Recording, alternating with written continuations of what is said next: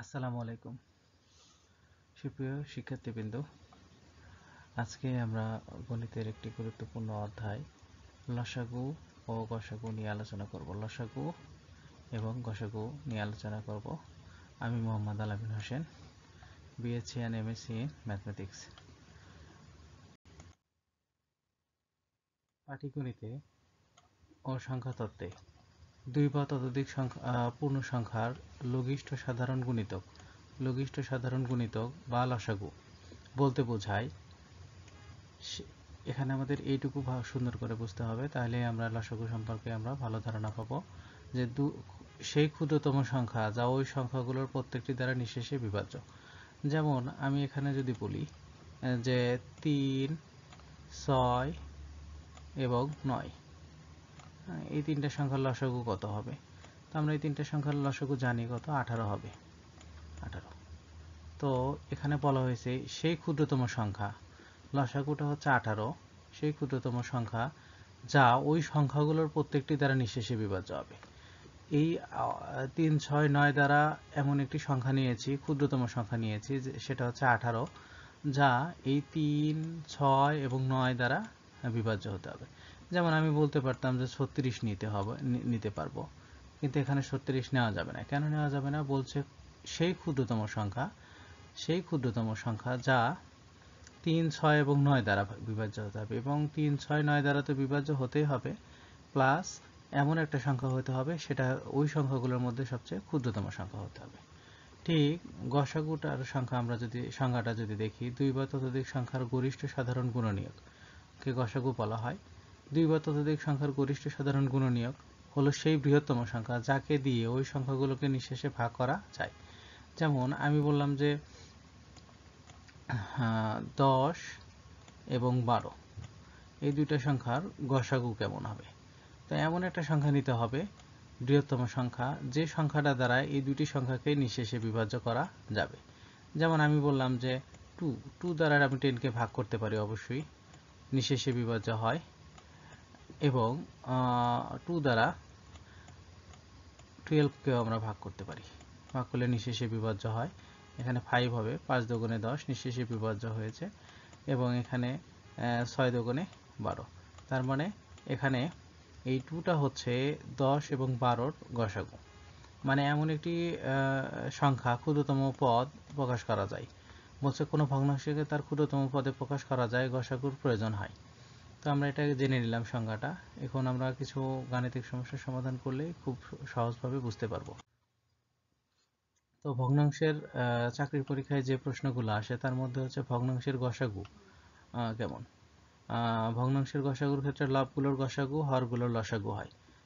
এই সূত্রটা অনেকবার আমাদের লাগবে, আমরা আজকে কিছু অঙ্ক সমাধান করব, সেখানে দেখতে পাবো। এবং ভগ্নাংশের লসাগুর ক্ষেত্রে লবগুলোর লসাগু হরগুলোর গসাগু, এবং সংখ্যাদ্বয়ের গুণফল ইজ ইকুয়াল টু লসাগু গুণন গসাগু। তো আমরা একটু দেখি অঙ্কগুলো। বলেছে যে দুটি সংখ্যার লসাগু ও গসাগু যথাক্রমে 360 ও 2। একটি সংখ্যা 36 হলে অপর সংখ্যাটি কত? তো আমরা জানি সংখ্যাদ্বয়ের গুণফল ইজ ইকুয়াল টু লসাগু গুণন গসাগু। তার মানে আমরা সংখ্যাদ্বয়ের গুণফল, আমরা একটি সংখ্যাদ্বয়ের গুণফল ইজ ইকুয়াল টু লসাগু গুণন গসাগু। সেখান থেকে একটি সংখ্যা যেহেতু 36, অপর সংখ্যাটা আমরা জানি না, অপর সংখ্যা লিখেছি গুণন অপর সংখ্যা, ইজ ইকুয়াল টু দুটি সংখ্যা লসাগু গুণন গসাগু। লসাগু হচ্ছে, গসাগু কত ছিল? 2 ছিল, লসাগু কত ছিল? 360 ছিল। দুইটা গুণ করেছি, এখন 36 দ্বারা একে ভাগ করলে কত আসবে? 20 আমাদের অ্যান্সার হয়ে যাবে। তার মানে কি, দুটি সংখ্যার লসাগু ও গসাগু যখন বলা হবে তাদের গুণফল, এখানে 3, 6, 0 ইন্টু কত? 2, ভাগ কত? ওই সংখ্যাটা দিলেই আমাদের সবসময় কি পেয়ে যাবো? অপর সংখ্যা পেয়ে যাব। মানে শর্টকাট পদ্ধতিতে যদি করতে চাই, লসাগু গুণন গসাগু ভাগ যে কোনো একটা সংখ্যা দেওয়া থাকবে সেটা, এরকম করে আমরা সংক্ষিপ্ত পদ্ধতিতেও করতে পারি। বলছে দুটি সংখ্যার অনুপাত এত। অনুপাত সাধারণত কি হয়? সহমৌলিক সংখ্যা হয়। যখন কোনো কিছুর অনুপাত দেওয়া থাকবে সহমৌলিক মানে এদের মধ্যে 3 এবং 4 এর মধ্যে কোনো সাধারণ উৎপাদক, 3 এবং 4 এর মধ্যে কোনো সাধারণ উৎপাদক থাকবে না। এবং লসাগু এত হলে সংখ্যাটি কত? যেহেতু এরা সহমৌলিক, আমি একটি সংখ্যা ধরে নিব যে এটা হচ্ছে 3x, আর অপরটি হচ্ছে কত? 4x। আমরা ধরে নিলাম 3x একটি সংখ্যা, অপরটি সংখ্যা কত? 4x। তো আমরা জানি লসাগুর মধ্যে লসাগু নির্ণয় করার সময় হচ্ছে কমন এবং আনকমন দুইটাই নিতে হয়। যেমন এখানে এক্স কমন আছে, তো এক্সটা নিয়ে নিলাম। এখন আনকমন যেগুলো থাকবে 3 এবং 4, তাহলে 3 গুণন 4 নিয়ে নিলে কত হয় 12x। এই যে লসাগু এটা হবে। শর্ত মতে কি হবে? শর্ত মতে 12x = 180। 12 দ্বারা 180 কে ভাগ করলে কত হবে? 15। প্রথম সংখ্যা হবে, যেহেতু 3 প্রথম সংখ্যা দেওয়া আছে, বলছে প্রথম সংখ্যাটি কত, তাহলে 3 গুণন 15 45।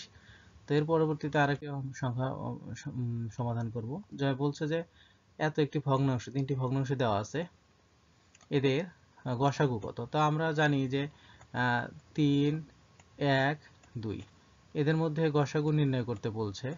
তো গসাগু নির্ণয় করার শর্ত হচ্ছে আমরা এদের গসাগু হবে হচ্ছে 1।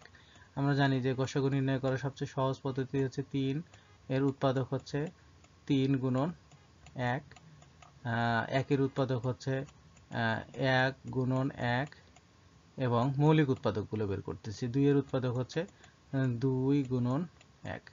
তো আমরা দেখা যাচ্ছে যে তিনটার মধ্যেই যে কমন বিষয়টা থাকবে সেটা হচ্ছে গসাগু হয়। তাহলে এখানে 1 কমন আছে, এখানে 1 আছে, এখানে 1 আছে, এই তিনটা 1 নিয়ে নিলে উপরে গসাগু হবে কত? 1। এবং এখন 5 3 2, 5 3 2 এই তিনটা সংখ্যার যেহেতু এদের মধ্যে কোনো সাধারণ উৎপাদক নাই, তাহলে এরা সরাসরি গুণ হয়ে যাবে তিনটা।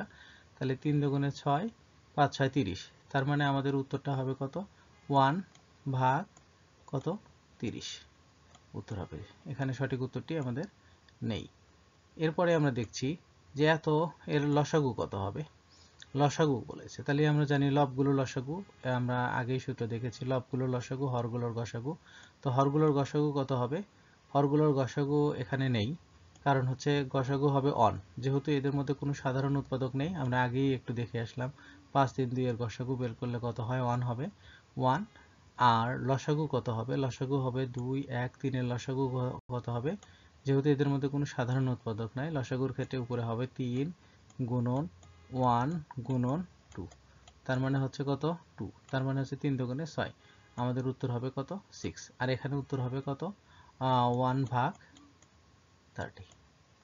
এরপরে আমরা পরবর্তীতে দেখছি একটি অঙ্ক, বলছে এত সাধারণ গুণিতক নিচের কোনটি? এই প্রশ্নটি একটি জটিল করে দিয়েছে। বলছে সাধারণ গুণিতক। আমরা জানি লসাগুর ক্ষেত্রে লঘিষ্ঠ সাধারণ গুণিতক, লঘিষ্ঠ সাধারণ গুণিতক, লসাগু লঘিষ্ঠ সাধারণ গুণিতক, আর গসাগু গরিষ্ঠ সাধারণ গুণনীয়ক। গুণনীয়ক মানে উৎপাদক, যেহেতু এখানে সাধারণ গুণিতক বলেছে, সাধারণ গুণিতক মানে কি? এটি একটি লসাগু নির্ণয় করতে বলেছে। তো আমরা জানি লবগুলো লসাগু কত হবে? 1 3 9। এদের লসাগু কত হবে? লসাগু নির্ণয় করার জন্য এরকম 3 9, এরকম আমরা জানি যে এরকম করে নির্ণয় করা যায় একটা পদ্ধতি, 1 3 9 এরকম দিলে তারপরে আমরা কত দ্বারা ভাগ করতে পারবো? 3 দ্বারা ভাগ করতে পারবো। 3 দ্বারা ভাগ করলে 1 হয়, 3 দ্বারা ভাগ করলে কত হবে? 3 হবে। 3 3 কত হবে? এই 3, আর 3 গুণ করলে কত হবে? 9 হয়। তাহলে হচ্ছে কি গুণিতক লবে হবে 9, এবং হরে কত হবে? 4 16 20। এবং তাহলে সর্বনিম্ন সংখ্যা দ্বারা আমরা 4 দ্বারা 16কে ভাগ করব। 16কে ভাগ করলে কত হয়? 4 4 16। তার মানে কি নিঃশেষে বিভাজ্য হচ্ছে। আরেকটি করব কত? 16 আছে, যে 16কে আমরা 4 দ্বারা ভাগ করব। দুটি সংখ্যা 16 আছে, 4 দ্বারা ভাগ করলে কত হয়? 16 হয়। তার মানে আমাদের গসাগু হবে কত? 16 4। তাহলে 9 ভাগ 4 যেখানে আছে এটাই হবে আজকের উত্তর। তো আমরা একটু আরেকটা জিনিস জানবো যে লসাগু এবং গসাগু কিভাবে নির্ণয় করে। লসাগু নির্ণয় করার একটি পদ্ধতি হচ্ছে সংখ্যাগুলোর এরকম উৎপাদক করে, ভাগ প্রক্রিয়ার সাহায্যে এরকম উৎপাদক করে সবগুলো সংখ্যা, এখানে যে উৎপাদকগুলো ভাজকগুলো পাওয়া যাবে, এরা সবগুলো গুণ করলে যে সংখ্যা পাওয়া যাবে সেটি হবে লসাগু। আর গসাগুর ক্ষেত্রে গসাগু দুই পদ্ধতিতে করা যায়। একটা হচ্ছে ভাগ প্রক্রিয়ার ক্ষেত্রে, যেমন বললো যে 12 এবং 18-র মধ্যে লসাগু নির্ণয় করো, এরকম যদি বলা হয়, তাহলে আমরা প্রথমেই 12 দ্বারা 18কে ভাগ করব, একবার যায় 12, তাহলে থাকে 6, এই 6 দ্বারা ভাগ করব 12কে, তাহলে কত হবে? 2 12, তার মানে কি হলো? 0। এই 6 হবে 12 এবং 18 লসাগু। আবার যদি বলা হয়তো যে না, 12 হবে গসাগু, 12 হবে 6 এবং 18 গসাগু। এখন যদি 12 এবং 18 লসাগু বের করতে বলা হয়, তাহলে আমরা এই যে এরকম ভাগ প্রক্রিয়ার সাথে বের করব। যে প্রথমে 3 দ্বারা মৌলিক উৎপাদক 3 4 12 3 6 18, তাহলে হচ্ছে এখানে আবার 2 দ্বারা ভাগ করা যাবে। 2 দ্বারা ভাগ করলে কত হয়? 2 হয়, 3 হয়, তাহলে 3 দুগুণে 6, 3 6 18, 3 18 54, 54 হবে এরকম লসাগু। তাহলে আমরা লসাগুটা এরকম ভাগ প্রক্রিয়ার সাহায্যে বের করতে পারি, গসাগু ভাগ প্রক্রিয়ার সাহায্যে বের করতে পারি, এবং আরেকটি পদ্ধতি আছে, সেটা হচ্ছে উৎপাদক পদ্ধতি।